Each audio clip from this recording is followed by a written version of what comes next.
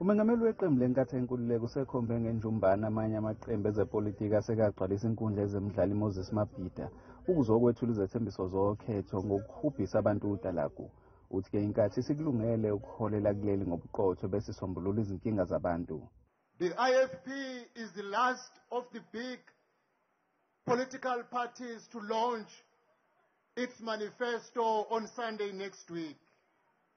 We have given our opponents the space to make empty promises and to plead for your vote. You have heard what they have to offer, and you are now able to measure their promises against the track record of their failure, their neglect, and their corruption. Hlabisa uthi-ke budla lobu ubugebengu emalokishini. On the 10th of March, the IFP will present a solution to crime. eThekwini is one of the epicenters of crime. Certain townships, Wamashu, Inanda, Umlazi, are known nationwide as epicenters of crime.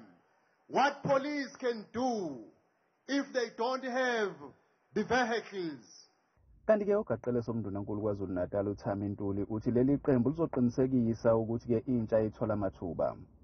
For us, especially in the province of KwaZulu-Natal, for many, infrastructural development and the economic programs that we had, which we believe that when people afford us an opportunity, will continue where we actually ended. Kanti-ke abalandeli baleli qembu bathi bazoyigcwalisa phama inkundla.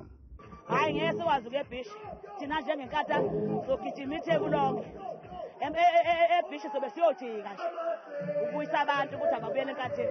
Into engithandayo ngabantu bakithi bayasibona isimo esibhekene naso basiqaphela futhi nangendlela yokwenzeka ngayo. Asinagesi, asinamanzi, isosha abantu bavotele i-IFP sihambe siye phambili. Iqembu lenkatha liyathemba ukuthi lizokwazi ukuyigcwalisa phama enkundla iMoses Mabhida Stadium ehlala abantu abayizinkulungwane ezingama-65 uma-ke seyithula uhlu lwezethembiso zokhetho. Ezindabeni zethu kuChannel 164 olethelwa yiNewsroom Africa ngeNtando Mnyando kwaMashu, KwaZulu-Natal.